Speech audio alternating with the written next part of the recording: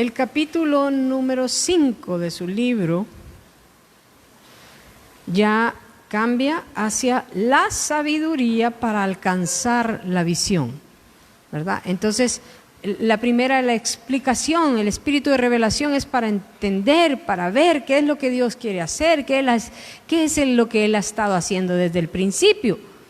Y luego vamos al espíritu de sabiduría, porque no solo queremos saber estas cosas tan emocionantes, sino que queremos poder entrar en ellas, ¿verdad? Ya que Dios lo escogió para nosotros, necesitamos entrar. Y como hablaba mi esposo, una es la fe, ¿verdad? Para entrar en esa herencia. Y entonces aquí habla del espíritu de sabiduría, y muy preciosa la forma en que explica cómo el espíritu de sabiduría es el que nos permite hacer las cosas. Y en el primer tema, el tabernáculo de Moisés, él explica aquí en su libro cómo Moisés fue el que recibió la visión, porque Dios le dice, como se te reveló en el monte, todo igualito lo tienes que hacer. Quiere decir que él lo vio y él vio cómo tenía que ser todo. A él se le dio la revelación, pero luego Dios añade y le dice, he puesto espíritu de sabiduría en algunos obreros, ¿verdad? Como Bezaleel, ¿verdad? Y él va a saber hacer las cosas. Entonces él explica cómo trabajan juntos, la revelación con la sabiduría. Y eso lo podemos ver aún en los días, en nuestros días. El pastor puede decir qué es lo que Dios quiere, pero no sabe cómo conseguirlo. Pero si tiene gente con el espíritu de sabiduría, esa gente puede llegar a hacer lo que Dios le ha mostrado al pastor. Entonces estos dos espíritus operan juntos.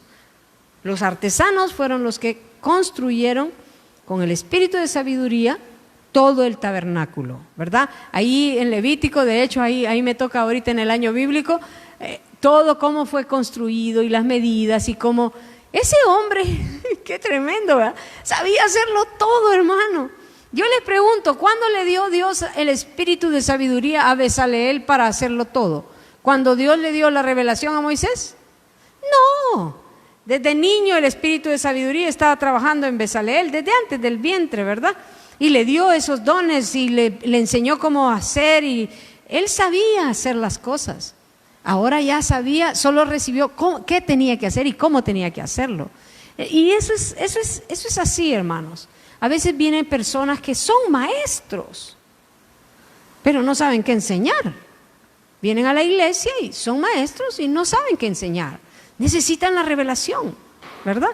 Entonces uno de pastor no puede ponerlos a enseñar desde rápido. Tienen que aprender primero la revelación.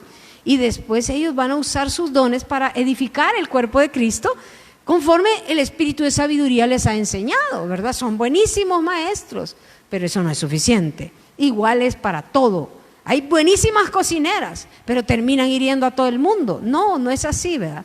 Las cosas se hacen de cierta manera en la iglesia, trabajando estos dos espíritus juntos. No solo es la obra la sabiduría física, sino también en la iglesia ya es una sabiduría espiritual para edificar. Amén. Pero eso como líderes nos mantiene humildes. ¿Por qué? Porque Dios nos da el espíritu de revelación para saber qué es lo que tenemos que hacer y no podemos hacerlo. ¿Cómo se siente uno? Dependiente de su equipo, ¿verdad? Dependiente del Señor que le levante gente que pueda hacer las cosas. Y eso nos mantiene humildes, dependientes. De ahí también tienen el caso de José. Recuerdan que es Faraón quien recibe los sueños. Y entonces aquel que había estado en la cárcel dice, hay un muchacho que nos dijo cabalito lo que nos iba a pasar cuando le contamos los sueños. Y entonces viene y le dice, Faraón, tráiganlo. Lo tienen que bañar y limpiar y todo para traerlo. ¿Cómo estaba el pobre José todo en cárcel, verdad? Y entonces llega delante de Faraón y el otro le cuenta el sueño y él le interpreta el sueño y le dice lo que tiene que hacer. Faraón tuvo la revelación, José tenía la sabiduría y, ¿sabe? El mundo reconoce la sabiduría. Porque bien le dice Faraón, ¿y dónde vamos a encontrar otro hombre con el espíritu de sabiduría que tú tienes? No, mejor sé tú. Y todo lo puso debajo de José, ¿verdad? Qué cosa más linda. Entonces ahí vemos también los dos espíritus trabajando juntos. Para esta revelación de la esperanza de gloria también, no solo necesitamos tener la revelación, como hablaba mi esposo, sino que necesitamos la sabiduría para implementarla, ¿verdad? Ahora, ¿cómo podemos obtener ese espíritu de sabiduría? Y ahí viene el punto. ¿Cómo es que vamos a hacer para poder que nos sirva la revelación del supremo llamamiento, de los lugares celestiales en Cristo? ¿Cómo vamos a hacer para entrar ahí? Entonces el pastor empieza a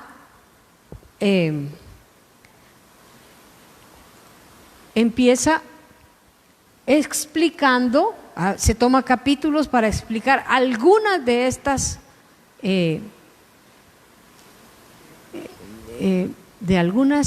¿cómo le dijera yo? Estos temas que la Escritura nos da para que logremos entender, ¿verdad? Porque les decía al principio, el día de ayer, que es como un diamante, como les puse el ejemplo del púlpito, ¿verdad? Pero si solo lo vemos de un lado, no entendemos, ¿verdad? Pero Él nos lo pone de varios lados, perspectivas, para que lo entendamos. Pero todas ellas están hablándonos de lo mismo, porque este es el tema de Dios. Para eso mandó a Jesucristo, no solo para salvar, sino para que vivamos para Él y entremos en la gloria de su Hijo Jesucristo. Él quería que llevara muchos hijos a la gloria, ¿sí? Entonces, aquí tenemos las tríadas en la Escritura. Esa es una forma, una sabiduría para entender el tema y para saber cómo vamos a ir progresando en esa revelación. Primera de Juan 2, del 12 al 15, por favor. Creo que no vamos a poderlos ver todo con detalle, hermanos, pero hay muchos libros en la confraternidad que hablan de cada uno de estos.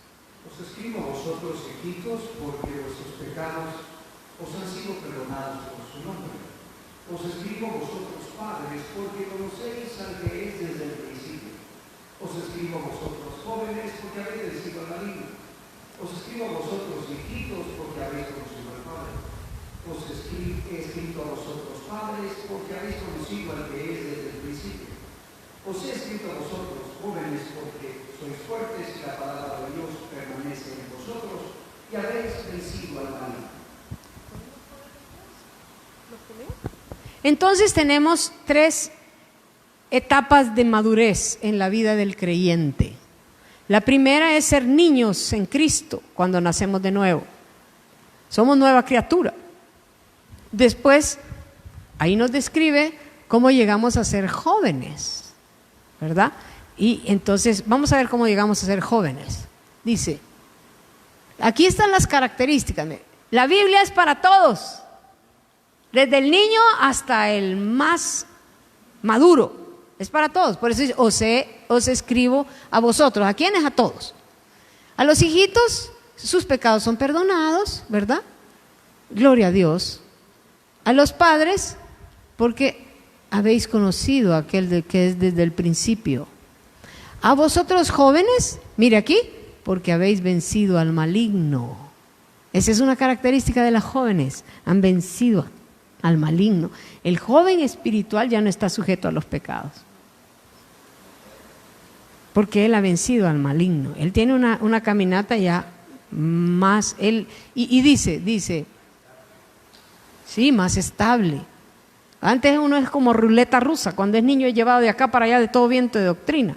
Les cuento un chiste. Cuando nosotros salimos de una iglesia muy tradicional, entonces mi esposa empezó le pidieron si podía ayudarles a otros pastores de otro país, y él empezó a visitarlos, ¿verdad? Pero de repente Dios nos mostraba otra cosa, ¿verdad? Ni en el Espíritu Santo creían ahí, entonces tuvimos que aprender del Espíritu Santo. Total que cada vez que íbamos a ese país y platicábamos y les enseñaba a mi esposo, un día llegamos y dice, ¿y ahora qué creemos, pastor? ¿Ahora qué creemos?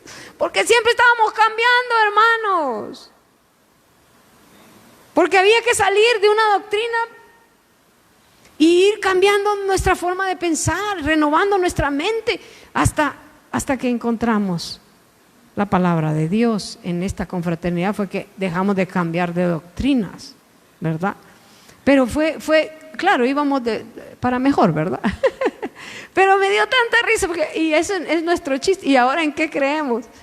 Estábamos cambiando. Cuando uno es niño, hermano, ni sabe, ¿verdad? Niños. Conocen a Dios, han nacido de nuevo, pero son niños. Pero el joven no, el joven ha vencido por la palabra, ¿verdad? Él ha vencido.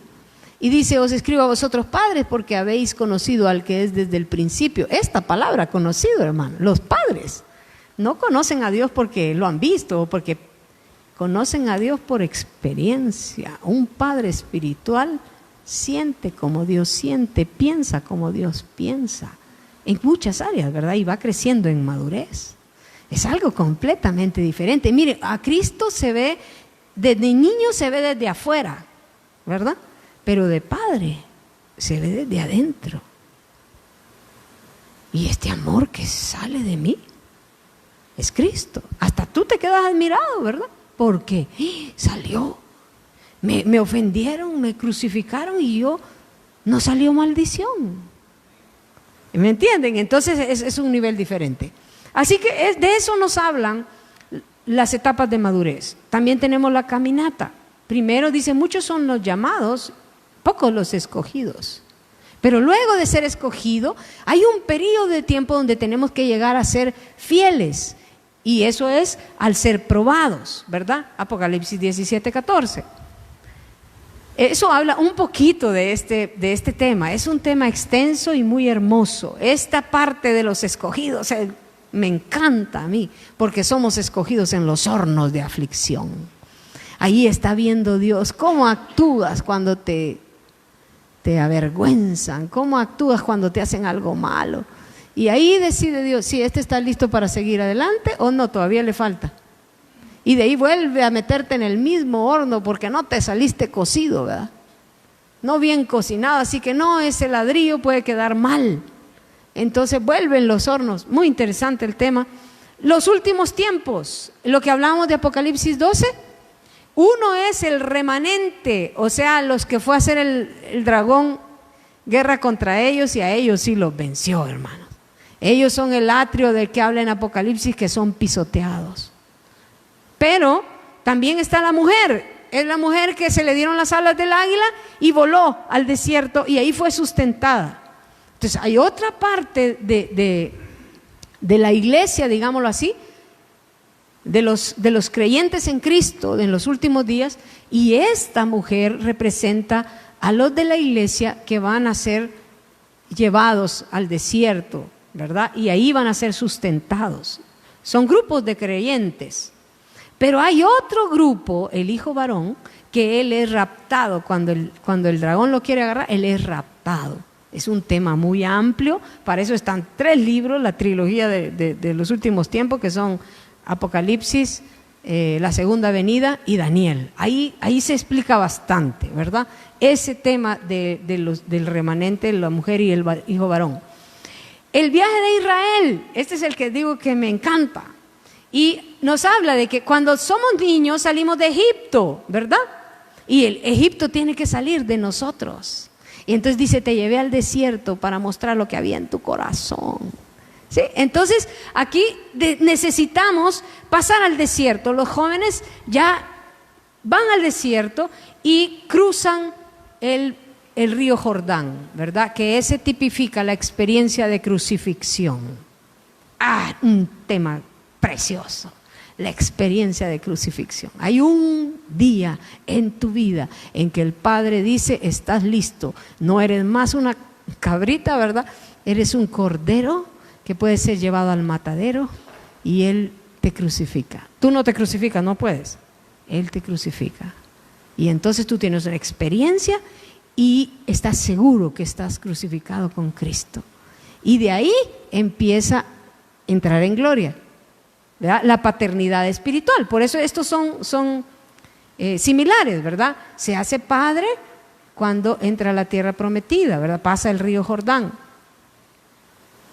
Porque Israel pasó el río, ¿verdad? Por eso es que y entraron a la tierra prometida. Esa es la figura. Entonces, las fiestas de Israel es otro. Tenemos las 3 fiestas principales, son Pascua, Pentecostés y Tabernáculos. Estas son las que dijo Dios: nadie se presentará a mí en estas fiestas si no tuviere ofrenda, ¿verdad?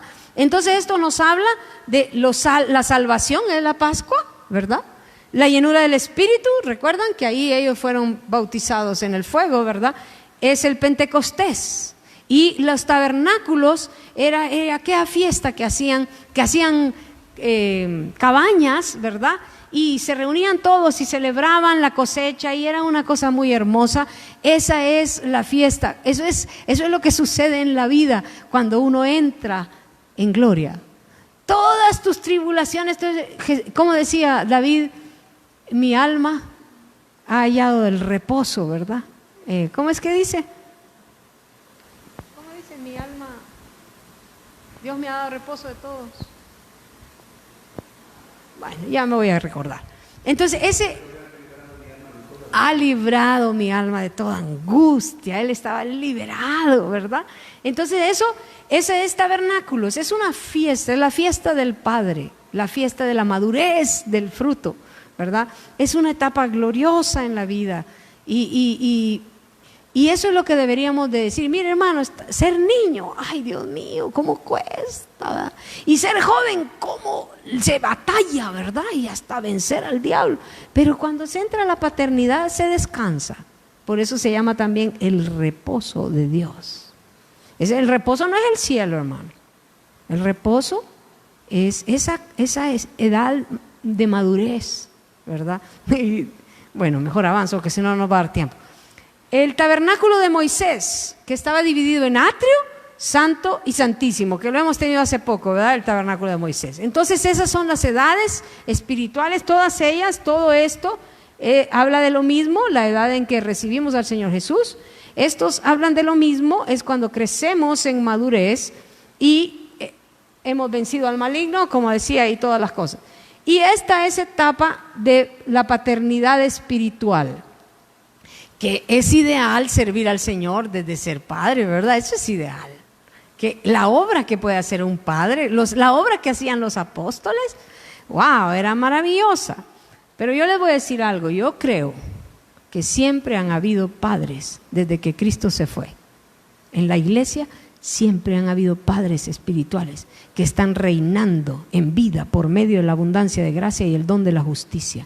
Y sus oraciones, y su vida, y su ejemplo ha conmovido generación tras generación para nosotros tener el testimonio del Señor Jesucristo y ir creciendo en gracia, en sabiduría, en inteligencia, en revelación, ¿me entienden? Esos padres que han permanecido llegando a la gloria desde que Cristo se fue, después de los apóstoles, esos padres espirituales son los que han sostenido la iglesia y a través de ellos el Señor ha obrado.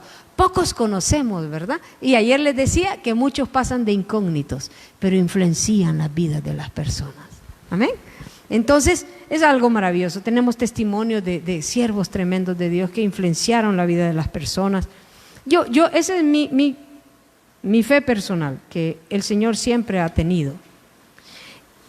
Luego, hermanos, el pastor Norman escribe en el capítulo 7, que quisiera tomar tiempo aquí, y él habla de participantes de la naturaleza divina, según 2 de Pedro 1, del 4 al 11. Y aquí, hermanos, podemos ver la experiencia del apóstol Pedro como un padre espiritual, asegurándose que todos los creyentes sepan cómo llegar a ser participantes de la naturaleza divina. Aquí tenemos promesas en esta lectura, desde del 4 al 11, ¿verdad? Tenemos promesas de Dios, tenemos algo maravilloso. Y entonces yo quisiera que pongamos atención. He puesto unos gráficos, ¿verdad? He puesto unos gráficos para tratar de explicar más fácilmente este proceso que le llamamos la escalinata de la madurez. Podemos llamarle la escalinata de la madurez. ¿Cómo voy paso a paso madurando en mi carácter, Entonces, aquí he hecho un círculo para representar toda nuestra vida. En el centro del espíritu, ¿verdad? De su interior correrán ríos de agua viva. En el centro del espíritu, aquí es que nacemos de nuevo, ¿verdad? Es el Espíritu de Dios llega a nuestro espíritu y nos engendra y somos hechos hijos de Dios. Luego tenemos el alma, y el alma son la inteligencia, la sensibilidad y la voluntad. No es ese un santo del ayer estudió mucho para definirnos lo que es el alma, y para mí es una buena definición de alma. Me responde muchas inquietudes de la palabra. Entonces, la inteligencia, la sensibilidad y la voluntad. O sea, lo que piensas está en el alma, lo que sientes también está en el alma, y lo que decides también está en el alma. Ahora, también tenemos el cuerpo, y eso es todo lo físico y tangible. Y vamos a ver cómo el cuerpo está íntimamente relacionado con el alma. O sea, lo que sucede en el cuerpo afecta al alma, y lo que afecta al alma también afecta al cuerpo, ¿verdad? Entonces, eso es lo primero, entender ese gráfico. Entonces aquí ya tenemos a la persona con espíritu, alma y cuerpo. Y dice Hechos. No, perdón, ignoren, no lo vamos a ver, después lo vamos a volver el mismo gráfico. Entonces dice la palabra, leámoslo por favor, del 1 de Pedro 4, del 1 de Pedro 1, del 4 al 11. Por medio de las cuales nos ha dado preciosas y grandísimas promesas, para que por ellas llegaseis a ser participantes de la naturaleza divina, habiendo huido de la corrupción que hay en el mundo a causa de la concupiscencia. A vosotros también, poniendo toda diligencia por esto mismo, añadid a vuestra fe virtud, a la virtud conocimiento, al conocimiento dominio propio, al dominio propio paciencia, a la paciencia piedad, a la piedad afecto fraternal y al afecto fraternal amor. Porque si estas cosas están en vosotros y abundan, no os dejarán estar ociosos ni sin fruto en cuanto al conocimiento de nuestro Señor Jesucristo. Pero el que no tiene estas cosas tiene la vista muy corta, es ciego, habiendo olvidado la purificación de sus antiguos pecados. Aleluya. Ahora yo quisiera que notes lo que vas a ver hoy en este verso que el pastor nos hizo el favor de leer, y lo que vas a ver en él después de que terminemos de ver estos gráficos. ¿Sí? Piensa cómo lo leíste, cómo lo viste, y después vamos a tomar tiempo para pensar en lo otro.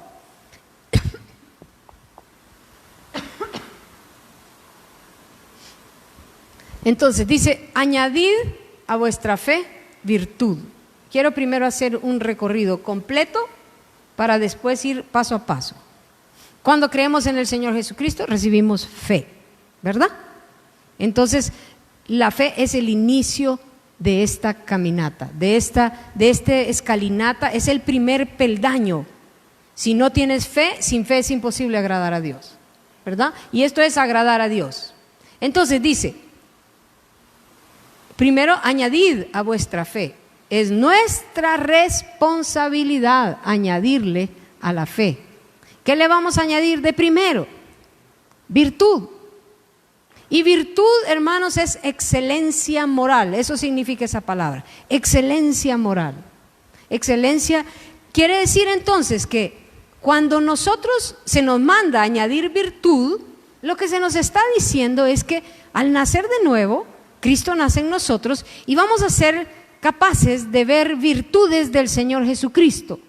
Vamos a ver virtudes en la palabra de Dios, vamos a ver virtudes en otros hermanos y vamos a ver virtudes también en hermanos más maduros. Entonces dice, añádele a tu fe virtud. Eso fue lo que no hizo Sansón. ¿Sansón tenía fe? Sí, quitaba las puertas del muro de la ciudad, las llevaba a cuestas, mataba a muchos, pero no le añadió virtud. La virtud de la pureza no le añadió, y por esa falta de pureza terminó con una mujer que le cortó el cabello y cayó, ¿verdad? Debajo de Satanás. Le sacaron sus ojos, perdió su visión. Miren qué tremendo. Terminó sin ojos. Eso le pasa a aquel que se rinde a sus pasiones en vez de buscar esa virtud. Virtud. ¿Sí? Entonces, uno añade a su fe virtud. A la virtud, ya teniendo, pongámosle una virtud. Digamos que vemos la bondad de Dios. Percibimos la bondad de Dios y es algo lindo. Añadir virtud a tu vida quiere decir que tú deseas ser así como Jesús y además tomas la determinación de ser como el Señor. Eso es añadir virtud, esa es parte tuya. Pedro dice, o sea, uno puede ver a Cristo y ver qué lindo esto, qué lindo. Ay, el hermano es bien diligente. ¿Y usted? No, yo soy latino. Hermano, ¿qué estamos haciendo? Mire, el hermano es bien puro. ¿Y usted? Ay, yo viera dónde nací. No es congruente. Así nadie va a crecer. Cuando vemos una virtud del Señor, debemos de quedar enamorados. Usted es diligente. Yo quiero ser diligente. ¿Me entiende? Por ejemplo, miren, si una virtud es poderosa, es la bondad. Cuando uno admira la bondad de Dios y le añade esa virtud a su vida, y uno dice, qué lindo, mire, el bueno hace esto, él es bueno así, él es bueno allá. Yo he visto gente ser tremendamente transformada solo por añadir esa virtud a su vida. ¿Y se han fijado que hay niños bien buenos? Y es virtud. Claro que es de Dios, ¿verdad? Hay como don, ¿verdad? La verdad es que tenemos la semejanza de Cristo. Pero aquí estamos hablando del progreso en la caminata espiritual. Eres tú quien le va a añadir virtud. Para eso, claro, tienes que ver en las Escrituras o en alguien esa virtud y decir, wow. Y ves a Cristo y ves que Él sí puede ser bueno, bondadoso. Sí, se puede. Entonces determinas, yo voy a ser una persona bondadosa como Jesús. Quiero ser bueno como Dios. Y si tú te fijas y te analizas, muchas cosas te mueven así. Hay virtudes que tú tienes y que determinaste tener y trabajaste para hacerlo. Y pasamos al otro punto. Después de la virtud añadimos conocimiento. Y este conocimiento es saber lo que dice la Biblia, saber cómo tengo que hacer para desarrollar esa virtud. En el sentido de la bondad que tomamos de ejemplo, uno tiene que saber cómo es que es ser bondadoso. Pero ya vamos a regresar. Luego, al saber cómo, entonces necesitas practicar lo que aprendiste. Eso es el dominio propio. Ahí le añades dominio propio. Luego, cuando ya sabes cómo hacerlo, entonces le añades la paciencia. ¿Qué es? Aquí ya lo estás practicando, pero la paciencia es perseverancia también. Entonces ahí tú sigues practicándolo hasta que desarrollas, aquí tú desarrollas la piedad. Entonces, al añadir a vuestro dominio propio, hacer las cosas, la paciencia, síguele haciendo las cosas bien y después te vas a convertir en una persona bondadosa, por ejemplo. Entonces, luego a esa, ya teniendo el carácter piadoso del Señor Jesús, tú sirves con ese carácter a los demás. Eres bueno con los hermanos y eres bueno con todos. Entonces ahora creces en el amor ágape. Porque dice, añadid a vuestra piedad, afecto fraternal. Eso se hace sirviendo. Y luego amor. Entonces, vamos paso a paso. Dice, poniendo toda diligencia por esto mismo. Hermano, esto no se logra para perezosos y negligentes. Si Proverbios dice, desea el perezoso y nada alcanza. Hay que poner diligencia y si no sabemos cómo, tenemos que aprender a ser diligentes. Porque esto se hace con diligencia, no se hace, digamos, aquí en el asunto del conocimiento, añadir conocimiento. ¿Usted cree que uno aprende por oír una vez un tema? No. Hay que repasarlo todos los días para aprenderlo por un buen tiempo y regresar a él. Entonces, añadid a vuestra fe virtud. Estamos escogiendo la bondad como virtud para imitarla, ¿verdad? Podríamos escoger la pureza, podemos, todas las virtudes del Señor. Entonces, a esa fe, hermanos, la fe es algo fantástico y maravilloso. La fe es poder. Cuando tú recibes fe para hacer algo, tú recibes poder. Pero miren cómo dice segunda de Pedro en el principio, dice, por medio de las cuales nos ha dado, donde dice segunda de Pedro 1:4 voy a leer, por medio de las cuales nos ha dado preciosas y grandísimas promesas para que por ellas llegaseis a ser participantes de la naturaleza divina, habiendo huido de la corrupción que hay en el mundo a causa de la concupiscencia. No, quizás vamos a ver esto después. Vamos a enfocarnos en la fe, porque después vamos a ver otra cosa. Entonces, en nuestra alma, hermanos, esto es lo que sucede. En nuestro espíritu tenemos la fe, recibimos la fe. La fe no se puede crear por uno mismo, pero uno es responsable de la fe que tiene. ¿Cómo es esto? Yo no puedo tener más fe, porque la fe es un don de Dios, pero Dios da la fe al que cree. Si alguien cree, entonces Dios le da la fe. Y eso no solo estamos hablando de cristianos, porque la mujer sirofeniza llegó a pedirle a Jesús un milagro y él dijo de ella, qué grande es tu fe. Entonces tenía fe.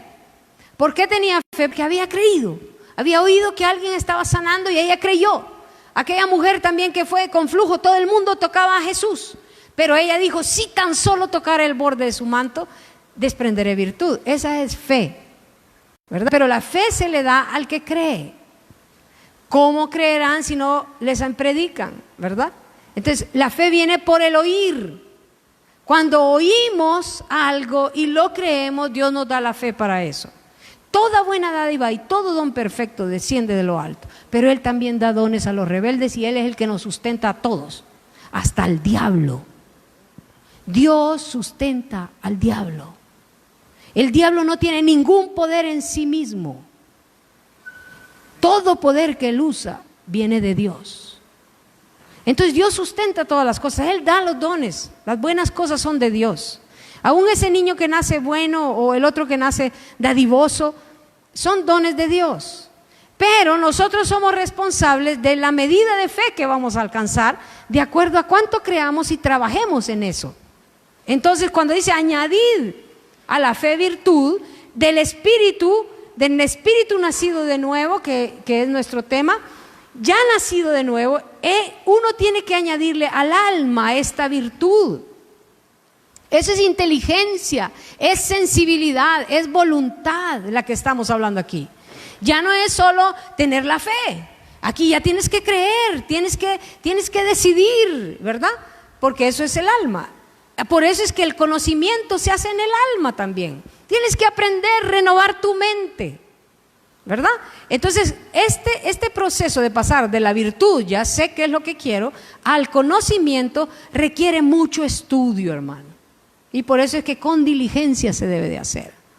Y yo creo que es bueno matricularse con el Señor en estas virtudes y determinar, fíjate bien, por el Espíritu de Dios, bueno, yo quiero ahora este año yo voy a ser más diligente o me voy a esforzar y quiero tal otra virtud, ¿verdad?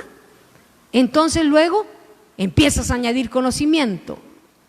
Y empiezas a estudiar la Biblia, todos los versos que hablan de eso, empiezas a ver las personas, empiezas a leer en otros libros, porque recuerden que la sabiduría, dice Proverbios, que se para en las encrucijadas de las calles, en lo alto de la ciudad, a las puertas dice sus razones. Cristo es la sabiduría y Él está dando sabiduría a todos. Por eso es que ahora volamos. Dice la Biblia que Dios es el que da la ciencia al hombre, ¿verdad? Entonces Dios da el conocimiento, ciencia es conocimiento. Y a veces nosotros nos subimos en un carro y en un avión confiando en la sabiduría de la gente, pero no leemos un buen libro que habla de cómo ser diligente. Y muchos buenos libros han sido escritos, todos ellos inspirados por el Señor y en incrédulos. Y están ayudando a las personas a cambiar y a poder ser más virtuosos. Entonces, si dice la palabra, si entresacares lo precioso de entre lo vil, serás como mi boca.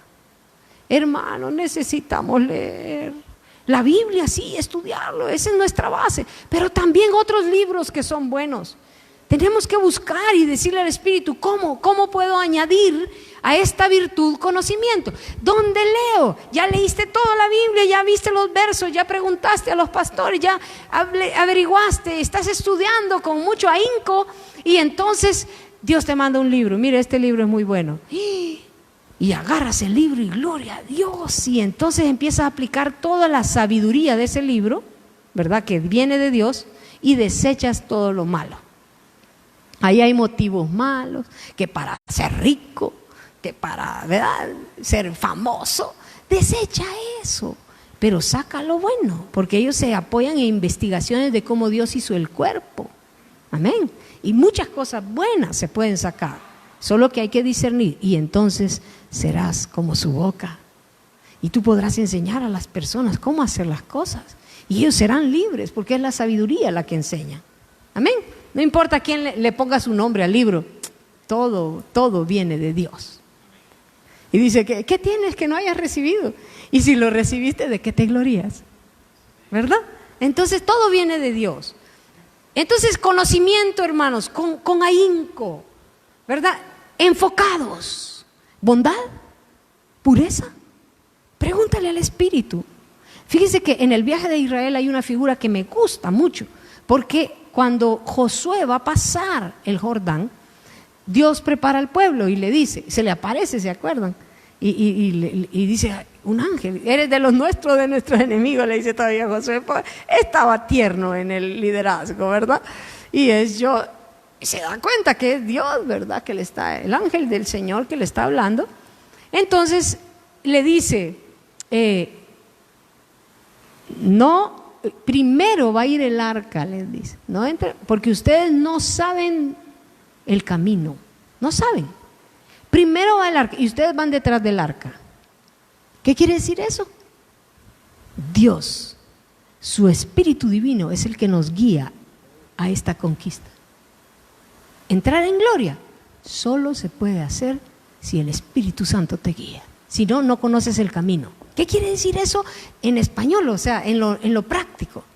Quiere decir que si tú dices, qué bonito, yo quiero ser puro, ahora yo quiero ser diligente. Ay, hermano, te va a ir mal, porque es el Espíritu el que te va a mostrar. Y a veces empieza con cosas que no quieres hacer, ¿verdad?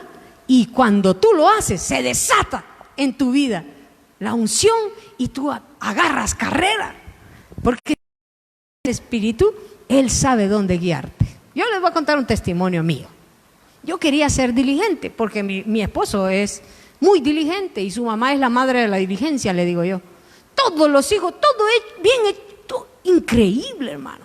Ahí todos los días del año iban a clases. Y si se sentía enfermo, dice que le decía, mi amor, ya se le va a quitar allá en el colegio. Y le daba una pastilla y al colegio enfermo.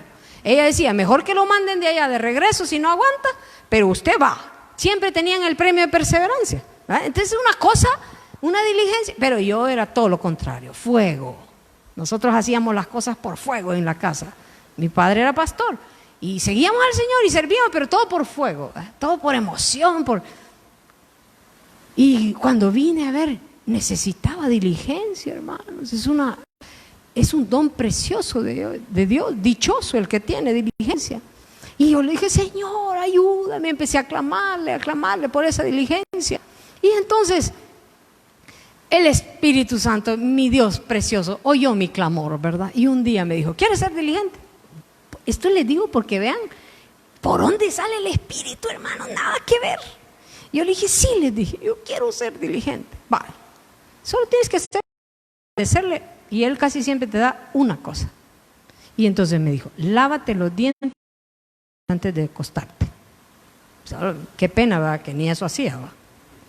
No hacía, a veces sí que tenía ganas lo hacía, pero cuando no, no. Entonces vine y le dije, ¿eso? Pero como sabía lo del arca, que es él quien te guía. Ok, está fácil, eso lo puedo hacer. Ojalá me recuerde, decía yo, ojalá me recuerde. Ahí está él, fiel. Y a veces me empecé a lavar emocionada los dientes en la noche, ¿verdad? Y de repente una noche me acosté, ¿verdad? Ay, no me había lavado los dientes, el espíritu, los dientes. Ay, no me quiero levantar, no tengo ganas. Y el espíritu me dijo, ¿quieres ser diligente? Sí, le dije, entonces haz lo que te he dicho. Me levanté y empecé, hermano, de ese hábito que Dios me hizo, me enseñó cómo hacer hábitos en muchas áreas de mi vida. A tener un tiempo devocional con el Señor todos los días. Empezó con 15 minutos, se transformó en 3 horas. El Señor me enseñó hábitos de oración, el Señor me enseñó. Y es tan bonito ser diligente, hermano, porque al negligente le salen mal las cosas. Uno toda la vida está acarrerado y sudando helado porque no te van a salir las cosas. Sí, bien terrible, ¿verdad? Entonces, pero es el Espíritu quien te guía, ¿verdad? ¿A cuál virtud, cuál conocimiento, de dónde lo vas a sacar? Sigamos la voz del Espíritu. Y entonces después dice que ya que sepas hacer las cosas, el dominio propio, ahí es donde Dios me dijo, lávate los dientes. ¿Iba yo a hacer caso o no? Ya después en el futuro Él me decía, así como hiciste con esto, tenés que hacer esto. Y eso desató mi vida, ¿verdad? Entonces, dominio propio. Y Dios me decía algo. Muchos en iglesias de buena doctrina, iglesias que predican la palabra, ¿verdad? Muchos están aquí, me dijo, por años, saben lo que tienen que hacer, pero no añaden dominio propio. Saben, pero no le añaden, no quieren. Ay, es que esto, excusas y todo. Y no quieren. Entonces hay que hacer esto, y para esto se muere, ¿verdad? Uno no quiere hacerlo, pero debe hacerlo. Hacerlo lo que el conocimiento te ha enseñado, y practicas y lo haces un hábito en tu vida, ¿verdad? Pasas a la paciencia o perseverancia. Esto es en el cuerpo. Tienes que hacer lo que sabes. Eso es ser un oidor hacedor de la palabra, no un oidor olvidadizo, ¿verdad? Entonces, eso es importante. Y luego, claro, no sé si ustedes han leído sobre la formación de los hábitos. Hay libros muy buenos y documentales muy buenos sobre la formación de los hábitos, hermano. Yo creo personalmente que nuestra gente está fallando mucho aquí en este dominio propio, en hacer las cosas, y entonces no forman hábitos, y entonces su carne los está dominando. Somos tan sencillos, hermanos, tan sencillos. Tenemos una parte en el cerebro que se llaman ganglios basales. Esa parte está dentro del cerebro, y hermanos, los ganglios basales son como, para mí, la bestia, son la carne. Ellos son los responsables de que reaccionemos 2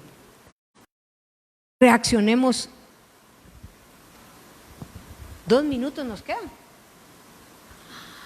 Señor, son los responsables de que reaccionemos sin pensar. Entonces, cuando tú vas caminando, vea que no estás pensando, voy a dar el siguiente paso, pero un bebé sí está pensando eso.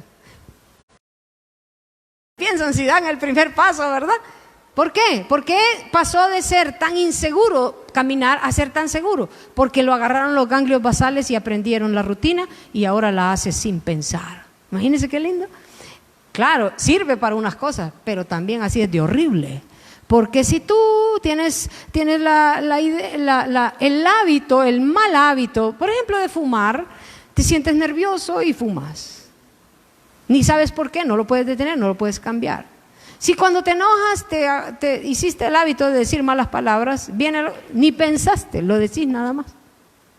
Entonces es importante, hermanos, aprender cómo se cambian los hábitos para poder añadir al dominio propio perseverancia. Amén. a continuar el día de mañana con las otras partes del proceso, hermanos. Quiera Dios tener misericordia de nosotros y poder ayudarnos a entrar en esa caminata. El Señor les bendiga.